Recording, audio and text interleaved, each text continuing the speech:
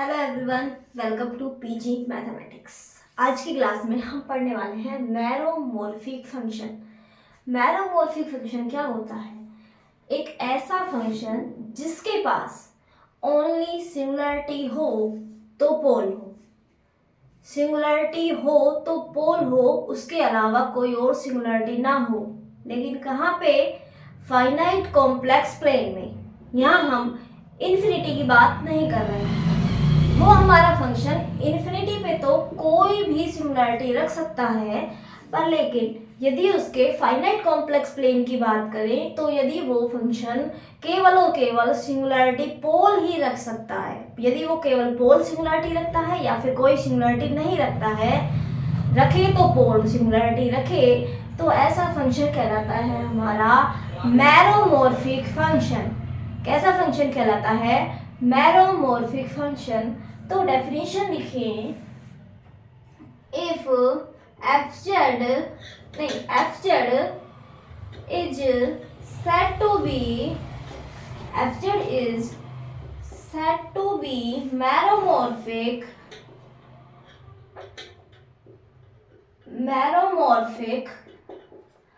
if it has no singularity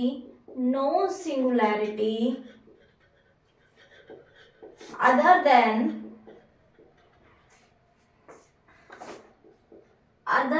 pole in finite complex plane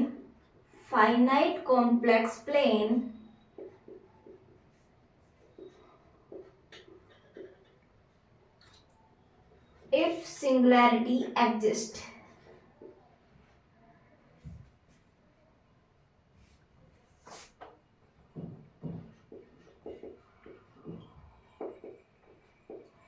यदि किसी function के पास singularity नहीं है फाइनाइट कॉम्प्लेक्स प्लेन में, किसी फंक्शन के पास फाइनाइट कॉम्प्लेक्स प्लेन में सिंगुलरिटी नहीं है, यानी फाइनाइट कॉम्प्लेक्स प्लेन में हमारा फंक्शन कैसा है? एंटायर है, तो भी उसे हम मैरोमॉर्फिक कह सकते हैं।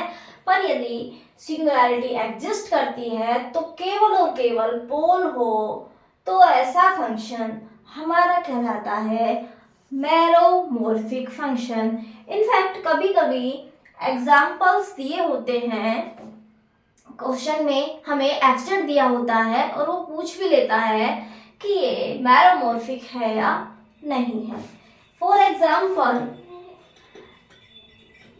एब्स्ट्रैक्ट बराबर 1/z is meromorphic function. tan z is meromorphic function. tan z कैसा है? मैरोमॉर्फिक फंक्शन है। 1/z कैसा है? मैरोमॉर्फिक फंक्शन है। e⁻z मैरोमॉर्फिक फंक्शन है, क्योंकि e⁻z तो एंटायर ही है, इसके पास तो सिंगुलरिटी है ही नहीं, है ना। तो ये एक्सेट्रा, इसके अलावा और भी फंक्शन बहुत सारे हैं जो मैरोमॉर्फिक हमारे हैं। तो ये तो हो गई हमारे मैरोमॉर्फिक फंक्शन की डेफिनेशन। अब आगे बढ़ते हैं, तो देखो, इफ एफ जेड फंक्शन है कोई हमारा gz/hz,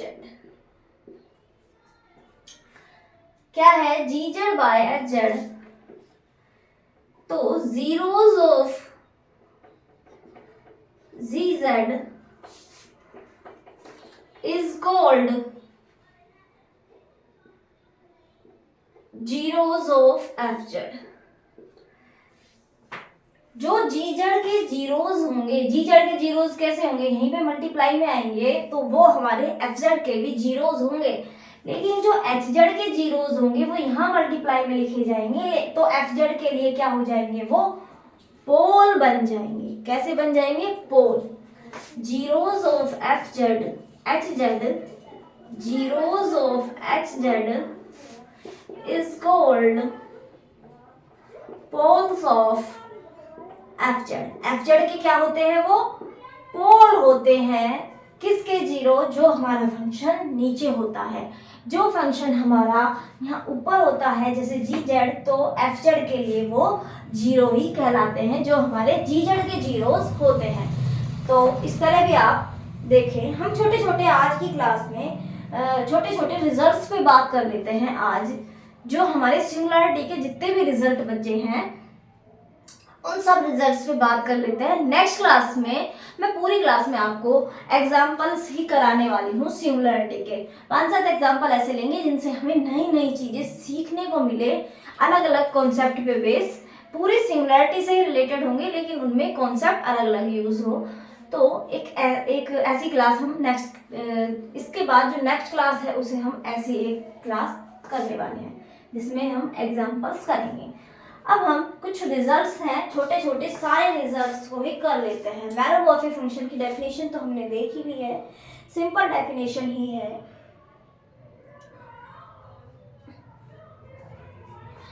एक फंक्शन है if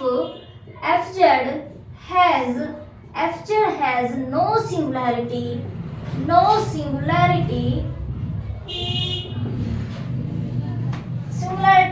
in finite part of complex plane, यानी कि एक फंक्शन है fz है जो फाइनाइट कॉम्प्लेक्स प्लेन में हमारे पास सिंगुलैरिटी नहीं रख रहा है, has no singularity in finite part of complex plane and has no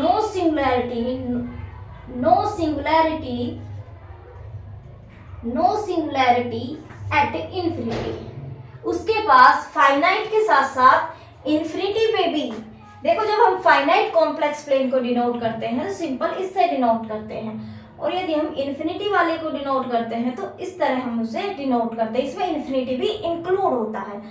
infinity इस पूरे में ही हमारा फंक्शन यदि कोई सिंगुलैरिटी नहीं रखता है, कैसे भी सिंगुलैरिटी, पोल हो, रिमूवेबल हो, एसेंशियल हो, आइसोलेटेड हो, नॉन आइसोलेटेड है, किसी भी तरह की यदि सिंगुलैरिटी नहीं रखता है तो then fz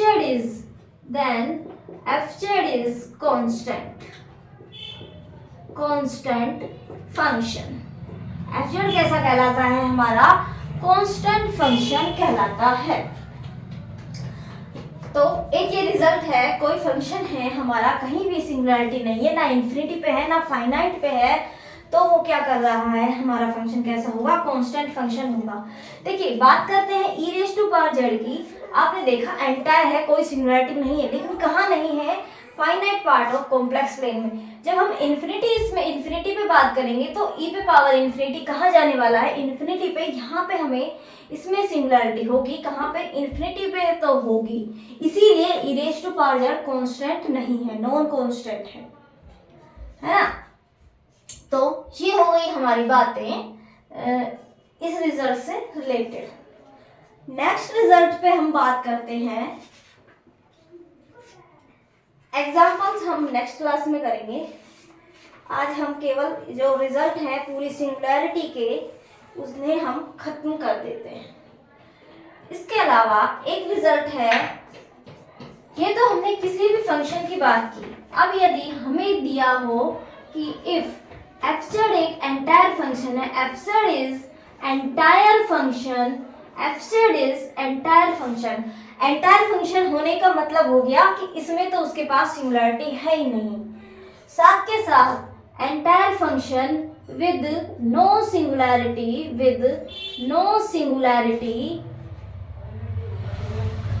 at infinity.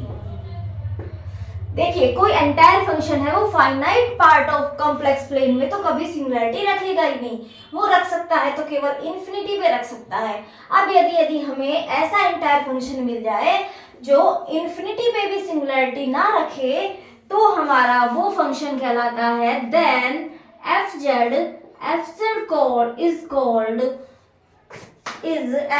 is constant function. fz कैसा हो जाता है? कांस्टेंट फंक्शन हो जाता है। ये कुछ इंपॉर्टेंट रिजल्ट्स हैं जो आपको ध्यान में रखने हैं। बढ़ते हैं नेक्स्ट रिजल्ट्स की तरफ, आप जरा इन्हें नोट डाउन करें। हमने लास्ट रिजल्ट पढ़ा कि कोई एंटायर फंक्शन है जो इन्फिनिटी पे भी कोई सिंगुलैरिटी नहीं रखता है, तो एफ जेड हमारा कैसा हो जाने वाला है, कांस्टेंट फंक्शन हो जाने वाला है। तो मान लिया एफ जेड यदि एंटायर फंक्शन है तो वो हमारा टेलर सीरीज से ओपन हो जाएगा। कैसे? एफ जेड को हम टेलर सीरीज से ओपन करेंगे, A naught plus A one Z plus A two Z square plus dot dot dot, इस तरह से हम उसे ओपन कर देंगे एंटायर फंक्शन को। ठीक है, एंटायर फंक्शन को टेलर सीरीज से इस तरह ही हम ओपन कर रहे हैं। मान हमें जब इन्फिनिटी पे बोला गया है सिंगुलैरिटी नहीं है, तो हम इसे z बराबर 0 के अलोंग ही हमने इसे ओपन किया है। अब हमें जब इन्फिनिटी के लिए इन्फिनिटी पे हमें बात करनी होती है किसी फंक्शन की सिंगुलैरिटी की, तो हम क्या करते हैं, f1/z की z बराबर 0 पे सिंगुलैरिटी देखते हैं। हमने किया f1/z बराबर a note plus a1/z plus a2/z square plus dot dot dot, इस तरह से हमने अब देखिए, अब z की हमें क्या बोला गया है कि हमें बोला गया है कि z पे इन्फिनिटी पे सिंगुलैरिटी नहीं रखता है। जो एफ जेड है इन्फिनिटी पे सिंगुलैरिटी नहीं रखता है, तो f1/z z बराबर 0 पे सिंगुलैरिटी नहीं रखेगा। इसका मतलब क्या हुआ, z बराबर 0 पे ये सिंगुलैरिटी नहीं रखेगा, तो a1 a2 इसके आगे की ये टर्म सारी 0 होती चली जाएगी। f1/z a नोट होगा, ये सारी वैल्यू 0 होंगी, तो इसका मतलब एफ जेड क्या हो गया, a note, this is constant. इस तरह हम इसे देख सकते हैं। सिंपल सी बातें हैं, हम कुछ अलग बातें नहीं कर रहे हैं। ये चीजें, ये जो रिजल्ट्स हैं, ये हमारे समराइज कर रहे हैं एक तरह से हमारे रिजल्ट्स को, है ना। जो रिजल्ट्स हमने अभी तक के कॉम्प्लेक्स में पढ़े हुए हैं उन्हें ही नेक्स्ट रिजल्ट पे बात करते हैं। If F Z is entire function having pole of order k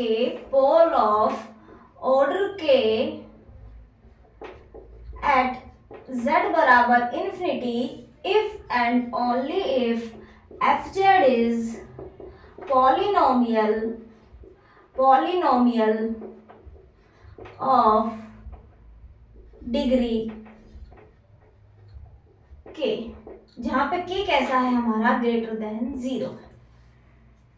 0 नहीं होगा। यदि 0 होगा तो ये कांस्टेंट बन जाने वाला है ना। सीधी सी बात है जो हम लास्ट रिजल्ट्स में देख के आए।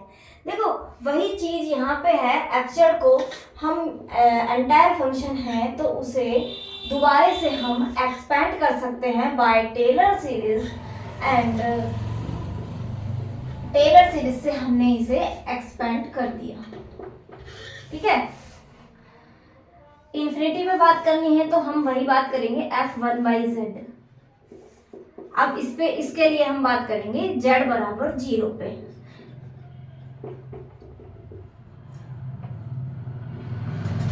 अब इसके लिए हम बात करेंगे z बराबर 0 पे हम बात करने वाले हैं, है ना। तो अब हम क्या करेंगे, हमें बोला गया है पोल है ऑर्डर k का, पोल है हमारा ऑर्डर k का पोल है। ठीक है, z बराबर 0 पे, तो इसका मतलब हमारी जो लास्ट टर्म होगी वो कुछ इस टाइप से होगी। जब k ऑर्डर का पोल है तो ak/z के, इसके आगे के जो टर्म होंगे वो सारे 0 होने वाले हैं। पोल ये फंक्शन है, एक ये टर्म तो होगी, हो सकता है ये वाली टर्म्स हमारी 0 हो जाए या नॉन 0 हो, इस पे बात नहीं कर रहे। इसके आगे जो हमारी टर्म आएगी ak+1 अपॉन z⁻k+1, इस तरह से। अब बताइए यदि ये k ऑर्डर का पोल रख रहा है तो यहाँ पे तो हमें k+1 वाली टर्म मिल रही है z पे पावर, तो ये प्रॉब्लम करेगी। इसका मतलब इसके बाद की ये सारी टर्म्स हमारी 0 हैं। फंक्शन हमारा यहाँ तक है, तो यहाँ से हमें क्या पता चल गया, एफ जेड कैसा होगा, a0 a1z प्लस इस तरह से ए के जेड रेज टू पावर के। तो ये हमारा एफ जेड कैसा हुआ, पॉलिनोमियल हो गया डिग्री के का। तो ये बात हमारी हो गई।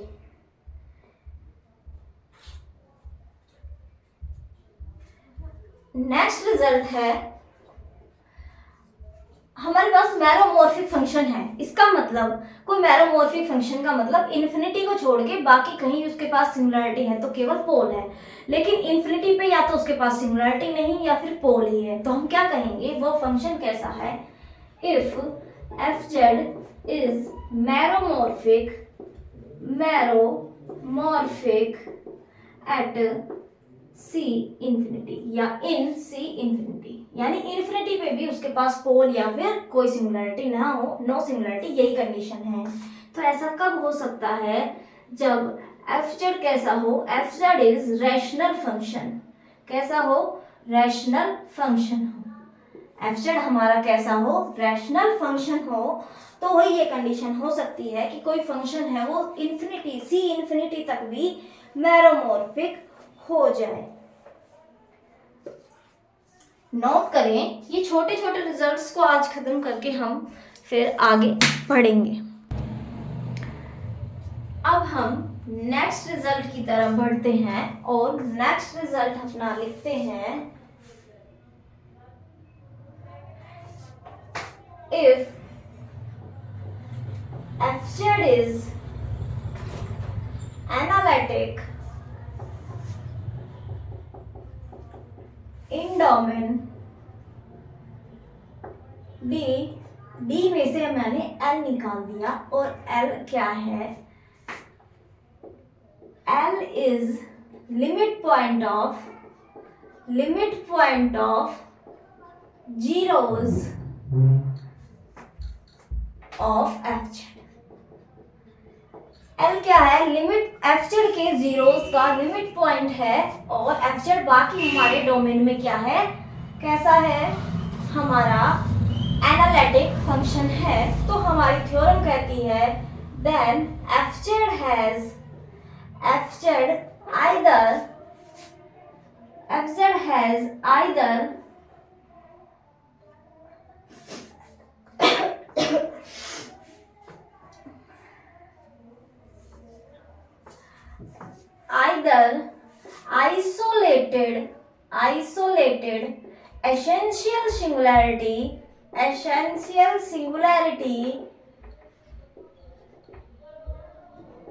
isolated essential singularity at z बराबर l, और या तो ऐसा हो सकता है कि एफ जेड के पास l पे कौन सी सिंगुलरिटी हो, आइसोलेटेड एसेंशियल सिंगुलरिटी। ये मैंने आपको पहले भी बताया है कि जीरोस का लिमिट पॉइंट बनाता है सिंगुलरिटी, तो वो कैसी बनाएगा, आइसोलेटेड एसेंशियल।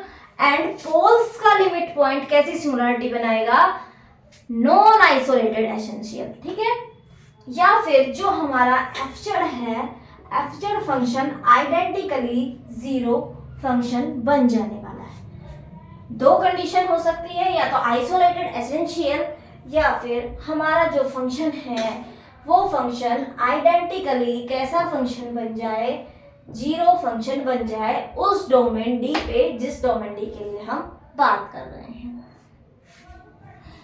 एक दो रिजल्ट और हैं, उन्हें भी आप नोट कर लें। ये रिजल्ट कह रहा है, सपोज f कहां से कहां तक है, किसी डोमेन D से C तक फंक्शन है, इज कॉन्टिन्यूअस फंक्शन। वो एनालिटिक देगा तो एनालिटिक फंक्शन तो हमेशा कॉन्टिन्यूअस होता ही है। तो ये जो रिजल्ट है वो यदि f कॉन्टिन्यूअस भी है तो भी काम करेगा। कॉन्टिन्यूअस फंक्शन है डोमेन D पे, is continuous function on domain D, then the set. कौन सा सेट, एक सेट है हमारे पास, को कैसा सेट है, एक सेट S है जो हमारे जीरोस का सेट है।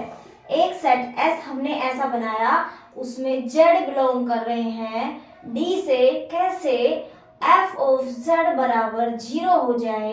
एक सेट है जो डी के अंदर एफ जेड के जीरोस का सेट है।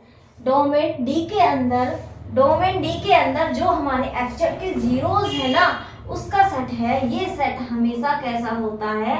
क्लोज्ड सेट होता है। कैसा सेट होता है? हमेशा क्लोज सेट होता है। तो ये हो गई हमारी एक रिजल्ट और है। तो इस रिजल्ट पे क्या है? कंटिन्यूटी है। यही हमारी सफिशिएंट कंडीशन है इसके लिए, इस डोमेन के लिए।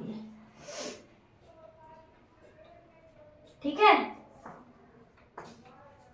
अगला रिजल्ट है, कोई फंक्शन हमारे पास एनालिटिक है। F Z is analytic function and 1-to-1 function कैसा है? Analytic and 1-to-1 on domain D. यानी हमारा जो ये फंक्शन है, ये फंक्शन कहाँ से है? डी से सी तक है, कॉम्प्लेक्स तक। डी कोई डोमेन है, लेकिन ये कैसा है? 1-1 फंक्शन है। कैसा है? 1-to-1 फंक्शन है किसी डी पे, लेकिन जो ये डी कैसा है? डोमेन है। तो ये कैसा है? हमारा ओपन। ये जो डी है ये हमारा ओपन सेट है। तो हमारा रिजल्ट कहता है, हमारा रिजल्ट एफ जेड के बारे में क्या कहता है कि एफ जेड तो कैसा हो गया? 1-1 है, 1-to-1 है। 1-to-1 हो गया हमारा। 1-to-1 का मतलब बाइजेक्टिव हो गया है ना, खाली 1-1 नहीं, बाइजेक्टिव हो गया। 1-to-1 1-1 कोरेस्पोंडेंस है। यदि किसी ओपन सेट पे हमारे एफ जेड की, तो इसका जो इनवर्स मैप होगा, देन इनवर्स मैप एफ